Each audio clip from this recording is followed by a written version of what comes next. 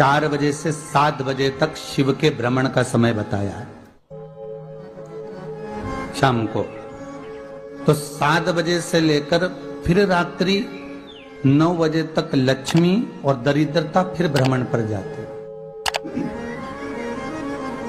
इनका एक समय निश्चित है महाराज। भ्रमण कर कर आ जाना।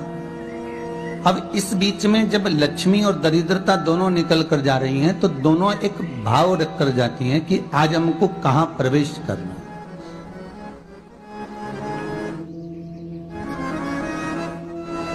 आज हमें किस जगह पर प्रवेश करना है, आज हमें कहां पहुंचना है, आज हमें किस जगह जाना है। और जिस नगर में जिस मार्ग से लक्ष्मी और दरिद्रता निकल कर जाती है, ये दोनों का जब निकलना होता है, इनको स्थान दिया गया जहां पर स्वच्छता हो, घर के दरवाजे पर रंगोली डली हुई हो, द्वार पर जल छीटा गया हो। महाराज उस द्वार पर लक्ष्मी प्रवेश करती है तो दरिद्रता भी जाने लगती है अंदर। जब दरिद्रता अंदर जाने लगती है तो लक्ष्मी उसको रोक देती है। पहले मैं देखकर आती हूं कि तेरे लिए स्थान है कि नहीं, तू यहां रुक।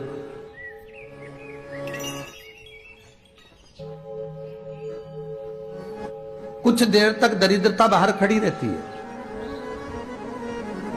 और लक्ष्मी जी की बड़ी बहन जब दरिद्रता बार बार अंदर जाने का प्रयास करती है तो लक्ष्मी जी कहती हैं, जीजी तू इतनी बड़ी होकर तुझे मालूम है तू तेरा सम्मान होना चाहिए, आदर होना चाहिए, और तू अंदर चली जा और कोई तेरा सम्मान ना करे तो कितना बुरा लगेगा, इसलिए तू बाहर खड़ी रहे, मैं अभी आई। अंदर जाती है और जब लक्ष्मी जी भ्रमण कर लेती हैं, अंदर प्रवेश कर कर आती हैं और प्रवेश कर कर आती हैं तो दरिद्रता पूछती है चले अंदर। तो लक्ष्मी जी कहती हैं, तुझे मालूम नहीं है क्या जीजी कि जिस घर में मैं प्रवेश कर जाती हूं उस घर में फिर दरिद्रता नहीं जा सकती, क्योंकि ये तेरा वचन था, ये तेरा वचन था। अपन दोनों का जब मंगल विवाह हुआ था, मेरा विवाह जब नारायण के साथ में हुआ और तुम्हारा विवाह जब दुस्साह मुनि के साथ हुआ, दरिद्रता का विवाह दुस्साह मुनि के साथ हुआ। जब अपना दोनों का विवाह हुआ था तो अपन दोनों ने एक वादा करा था कि जिस घर में लक्ष्मी प्रवेश कर जाएगी उस दिन फिर दरिद्रता नहीं जाएगी, और जिस घर में दरिद्रता प्रवेश कर जाएगी उस घर में फिर लक्ष्मी नहीं जाएगी। अब जब मैं अंदर देख कर आ गई हूं तो तू अंदर नहीं जा सकती, अर्थात लक्ष्मी के चरण जिस घर में पड़ गए उस घर में फिर दरिद्रता प्रवेश नहीं कर रही। चलते चलते फिर दरिद्रता ने देखा और लक्ष्मी जी इसको लेकर गई और लक्ष्मी जी ने देखा कि इसके दरवाजे पर जल नहीं छीटा गया, इसके दरवाजे पर ना रंगोली डली है, इसका द्वार साफ नहीं हुआ, इसके द्वार पर दीप नहीं है, इसके द्वार पर कलश नहीं है, इसके दरवाजे पर ढेर सारा कचरा पड़ा हुआ है, कोई स्वान कोई कुत्ता गंदगी भी कर कर चला गया है, कहीं बिल्ली ने गंदगी कर रखी है, कहीं जीवों ने कुछ गंदा गिरा रखा है। तो फिर लक्ष्मी जी कहती है, जीजी अब मैं होकर आ गई थी ना, अब तू जा, तू होकर आ। और दरिद्रता प्रवेश करती है तो अंदर जाकर क्या देखती है दरिद्रता कि इतनी सवेरे से मैं घूमने इनके दरवाजे पर आई और ये तो सब चादर तान के चकाचक गुर्राटा भर भर कर सो रहे हैं। तो दरिद्रता कह देती है, तुम्हारा भाग्य ही बेकार है, तुम्हें क्या करूं, तुम ऐसे ही सोते रहो। और दरिद्रता गुस्से में बाहर निकल कर आती है, लक्ष्मी से कहती है, लक्ष्मी तू इसके घर में जाना ही मत। तो दरिद्रता को कहती है, जीजी तेरी बात नहीं मानूंगी क्या मैं? लक्ष्मी जी बोली, मैं तेरी बात नहीं मानूंगी, बिल्कुल नहीं जाऊंगी इसके घर में, तू चिंता मत कर, चल आगे चले। फिर आगे बढ़े। ये लक्ष्मी और दरिद्रता का प्रवेश। आपके घर का द्वार, आपके घर का दरवाजा। फिर निवेदन करूंगा एक बहुत सुंदर बात, हमें महाराष्ट्र से सीखना चाहिए, हमें साउथ से सीखना चाहिए, दक्षिण से। जिस समय पर भक्ति देवी यमुना जी के घाट पर रो रही थी अपने पुत्र ज्ञान और वैराग्य को गोदी में लेकर समय देव ऋषि नारद ने प्रश्न किया था कि तुम कहां पर पोषित हुई हो, तुम्हें ऊर्जा कहां से प्राप्त हुई? तो कहा मैं गुजरात से तो चली हूं।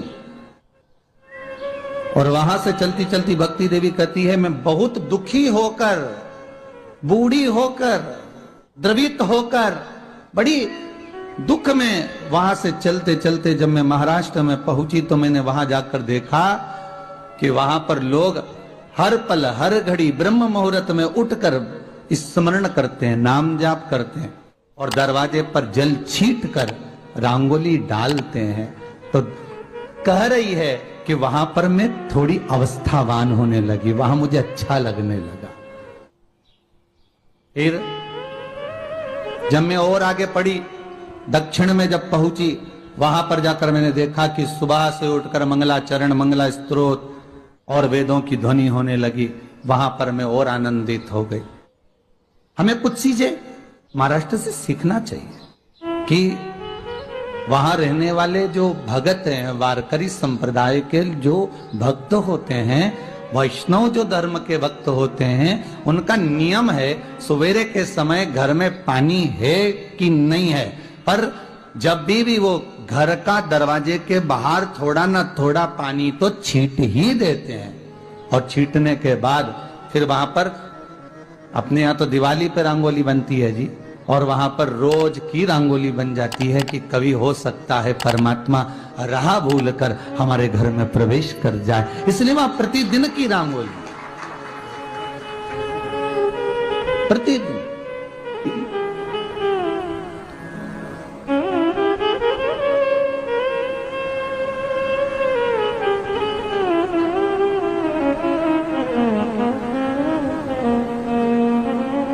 हमें सीखना चाहिए थोड़ा सा। आज के जमाने में तो बहू अपने कमरे की झाड़ू लगा ले, वो ही बहुत बड़ी बात है। हो खड़ी खड़ी बहू ये देखती रहेगी कि नौकरानी सही से झाड़ू लगा रही, वहां से लगा के लाओ, इधर से हेड के ले जाओ, वहां से कचरा सोरो, वहां से पोछा लगाओ। खड़ी रहेगी, उंगली से बताती रहेगी, पर इतना नहीं बनेगा कि सेविका से, नौकरानी से, दासी से कह दे कि तू मम्मी पापा के कमरे की लगा ले, मैं मेरे कमरे की लगा लूंगी, तू जा उधर। थोड़ा दया का भाव अगर होता तो उसके मन में भी आता कि मेरी बड़ी सेठानी तो अपनी जगह पर है, पर छोटी तो सेठानी की भी बड़ी सेठानी है जो मुझ पर करुणा करती रहती है। पर बड़ी तो कहे कि बेटा रहने दे, तू उधर ले जा, जब भाभी के कमरे में देख ले जा। उसके बच्चों का बड़ा फैलारा रहता ना, तो उधर देख ले जा, तो जरा उधर मां उधर भेज रही है।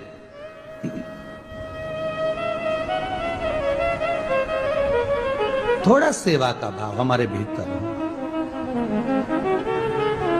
और एक निवेदन तो हमेशा करा है और अब आज भी करता हूं, पूरे घर की सफाई करवाओ, पूरे घर में तुम पोछा झाड़ू जो चाहे करवाओ, मना नहीं है।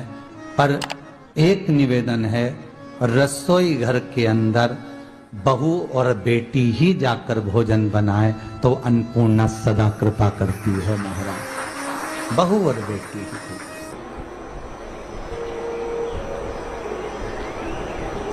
फिर एक कहीं ऐसी जगह मिल जाती है जहां ठोका और वो खीर चली, कपड़े टांग, बार बार प्रयास करा, हिम्मत नहीं आ रही। आपने कहा कि कपड़े तो टांगना है, कील तो ठोकना पड़े। जैसे कील को बार बार ठोका गया, कपड़ा टांगने के लिए एक जगह नहीं लगी, दूसरी जगह नहीं लगी, तीसरी जगह नहीं लगी, चौथी जगह पर प्रयास करते रहे।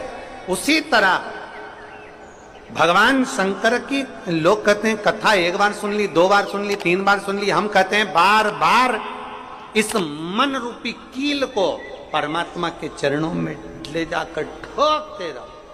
इस मन को भगवान के चरणों में ले जाकर छोड़ते रहो, कथा में इस मन को बार बार ले जाकर ठोकते रहो, एक ना एक दिन ये परमात्मा तक पहुंच ही जाएगी, ये निश्चित।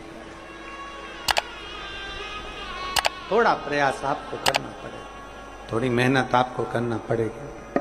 प्रेशर बढ़ा, थोड़ा मेहनत, थोड़ा प्रयास आपको करना। और मैंने तेरे ही भरोसे बाबा, तेरे ही भरोसे हवा बिच उड़ती जावांगी बाबा, डोर हर तो छड़ीला में कटी जावांगी भोले मैं तेरी कदम। अब मन को लगाते रहो, शिव महापुराण की कथा में चित्त लगाते रहो। टीवी खोलो तो शंकर की कथा ढूंढो, टीवी खोलो तो ये देखो कि आस्था चैनल पर कहां कुबेरेश्वर महादेव आ रहा है, कहां कुबेर भंडारी आ रहा है।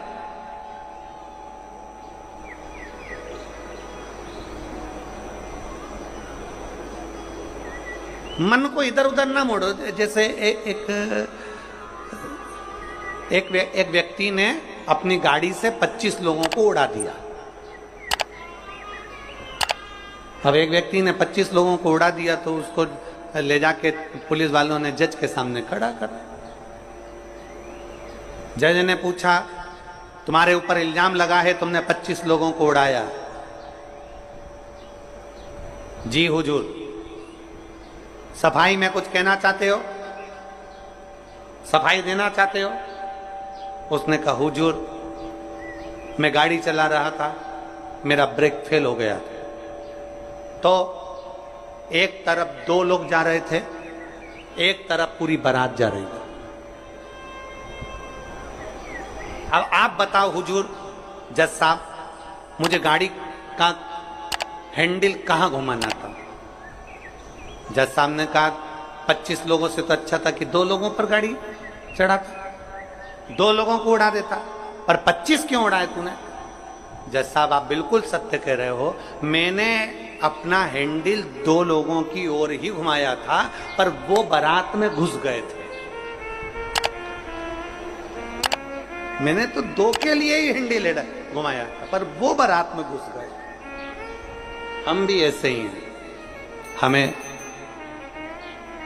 शिव जी को 1 लोटा जल चढ़ाना है, हमें शंकर जी का भजन करना है, हमें भगवान को भजना है, हमें कथा सुनना है। हम जाते बड़े मन से कि हमें कथा सुनना है, कथा सुनना है, कथा सुनना है, कथा सुनना है, और मालूम पड़े कथा में जाकर बैठे, कोई इधर बात कर रहा था, कोई उधर बात कर रहा था, कोई पीछे आवाज लगा रहा था, कोई कुछ नहीं, तो तुरंत जितने बैठे रहेंगे ना, तुम सबका ध्यान एकदम उसी जगह पर मन जाएगा कि कौन ने क्या बोला, कौन ने क्या करा। अरे भाई, तुम आए कहां पर हो? भगवान शिव की कथा को सुनने के लिए। तुम आए कहां पर हो? शंकर को अपने दिल में बिठाने के लिए। तुम आए कहां पर हो? शिव तत्व को जानने के लिए। और अपने चित्त को हम भटका रहे हैं, अपने चित्त को इधर उधर लेकर जा रहे हैं, वो श्रेष्ठता नहीं।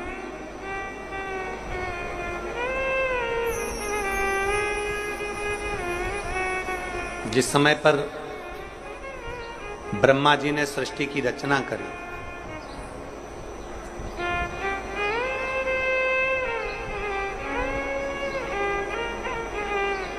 सर्वप्रथम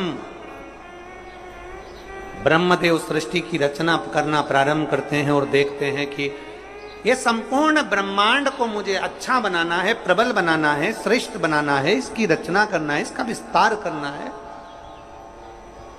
उन्होंने सनकादि ऋषियों को प्रकट कर, सनत कुमारों को जब प्रकट किया, सनत कुमारों को प्रकट करते से ही सनत कुमार तो भगवान शंकर की, भगवान नारायण की भक्ति में ऐसे डूब गए कि उन्होंने सृष्टि का क्रम आगे बढ़ाया ही नहीं। उन्होंने सृष्टि को आगे बढ़ाया ही नहीं।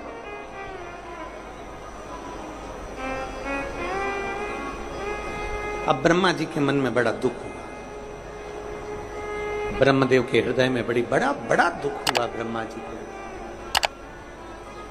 ब्रह्मा जी भगवान नारायण के पास में गए और नारायण के पास में जाकर उन्होंने हाथ जोड़कर निवेदन करा। ब्रह्मा जी बोले हैं, नारायण, मैंने सृष्टि का खंड आगे बढ़ाने के लिए सनकादि ऋषियों को प्रकट किया, मैंने सृष्टि को आगे बढ़ाने के लिए सनकादि ऋषियों को मार्गदर्शन किया, पर ये सनकादि ऋषि तो भगवान की भक्ति में डूब गए, आपके भजन में डूब गए, ये तो कोई सृष्टि को आगे बढ़ाते नहीं है। करूं तो करूं क्या, सृष्टि कैसे बढ़ाई जाए, अब ये मुझे आप बताओ।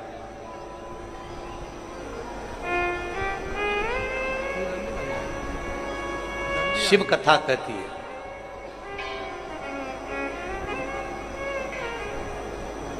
जब आपको लगने लगे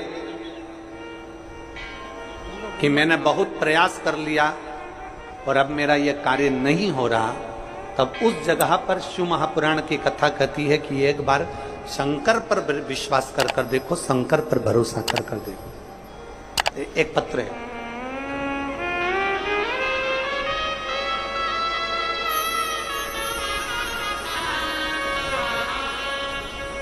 मेरा नाम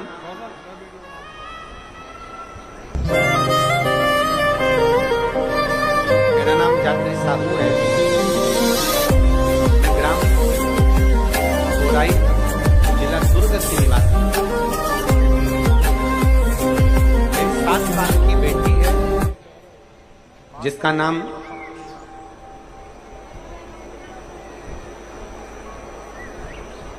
नीला है। 7 वर्ष की बेटी है। कहीं बैठी हो तो हाथ हिला सकती है।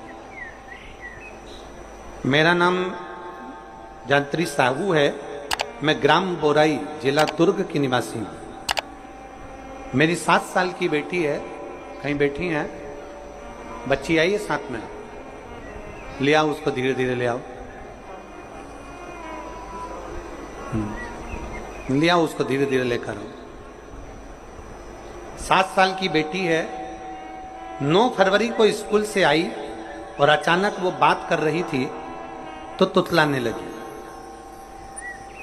तुतलाते तुतलाते उसकी आवाज चली गई, गिर गई, कमर, पैर, हाथ कुछ काम नहीं कर रहा।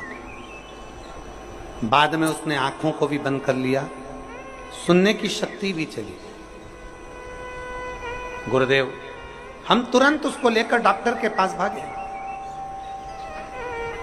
जब डॉक्टर के पास गए तो डॉक्टर ने जब जांचें करना प्रारंभ करा और जांच करते करते मालूम पड़ा कि इसको एक बीमारी हो गई है जो 2 लाख बच्चों में एक बच्चे में होती है, जिसका नाम GBS है। जिस बीमारी के अंतर्गत शरीर के, गला पकड़ रहा है भाई, जिस बीमारी के अंतर्गत शरीर के एक एक अंग बंद होते चले जाते हैं, उसकी नसें चोक होती चली जाती हैं। GBS बीमारी के अंतर्गत नसें चोक होती चली जाती है, बोलना, देखना, सुनना, शरीर का काम करना सब बंद हो जाता है। डॉक्टर ने कहा यह बीमारी बड़ी खतरनाक है, यह बीमारी ऐसे ठीक नहीं हो सकती, इसको नागपुर ले जाओ। हम अपनी बच्ची को नागपुर लेकर गए। नागपुर में उसका इलाज चालू हुआ। इलाज करवाते 10 दिन हो गए, 15 दिन हो गए, पर बच्ची को होश नहीं आया, वेंटिलेटर पर पड़ी रही। ना बोल पाती, ना चल पाती, ना देख पाती, ना सुन पाती। तब किसी ने कहा कि सीहोर वाला महाराज कथा कहता है, उस कथा को एक बार इस बच्ची के कानों में सुनाना प्रारंभ करो। डॉक्टर तो अनुमति नहीं दे रहे थे, पर हमने डॉक्टरों से बोलकर बच्ची के कानों में हेडफोन लगा के कथा कहना प्रारंभ किया। शिव मंदिर जाकर बेलपत्र लाते, उसके पलंग पर रख देते, थोड़ा सा जल लाकर उसके होठों पर लगा देते। 21 दिन निकल गए पर बेटी होश में नहीं आई। 21 दिन तक होश में नहीं आई। धीरे धीरे डॉक्टर ने कह दिया इसका शरीर ठीक नहीं है, ये GBS बीमारी एक ऐसी बीमारी है जो कभी ठीक नहीं होती है, आप इसको घर ले जा सकते हो, ये ऐसी कैसी ही रहेगी, ना चलेगी, ना बोलेगी, ना देखेगी, ये ऐसी रहेगी। हमने कहा डॉक्टर साहब थोड़ा सा तो इलाज करो। कहा इसका इलाज पूरे भारत में क्या विदेश में भी नहीं है। तब हमने वो बेटी 21 दिन तक ये किया, फिर सीहोर से रुद्राक्ष मंगवाया, उसका जल दिया, फिर पशुपति व्रत किया। ऐसे करते करते 45 दिन निकल गए और 45वें दिन जब हम बेटी को जल देना प्रारंभ करें तब डॉक्टर ने कहा अब इसके शरीर में हलचल हुई है और ये इसको वेंटिलेटर से उतारकर आईसीयू में रखा गया। एक 45 दिन निकल गए। 45 दिन से फिर धीरे धीरे धीरे धीरे करते करते इलाज तो चलता रहा, पर डॉक्टर बोल रहे थे इसका कोई हल नहीं है, इस बेटी को घर ले जाओ। इसका शरीर काम नहीं कर रहा था, पलंग पर पड़ा हुआ था। फिर हमने भी हिम्मत करी और उसको 2-3 महीना वहां रखा। जब कोई निर्णय नहीं निकला तब हम उसको घर लेकर आ गए। घर पर शिव जी का चढ़ा जल देते, शरीर पर जल लगा देते, बेलपत्री खिला देते, पीस पीस कर उसके मुंह में लगा देते। आज बाबा को धन्यवाद देती हूँ, इतनी बड़ी बीमारी से मेरी बेटी चलना भी प्रारंभ हुई, देखना भी प्रारंभ हुई, सुनना भी प्रारंभ हुई और आज मेरी बेटी का शरीर काम करना प्रारंभ कर दिया। मैं बाबा को यहाँ धन्यवाद देने के लिए आया। एक शिव तत्व गला पकड़ रहा है, खींच के बोलना पड़ रहा है।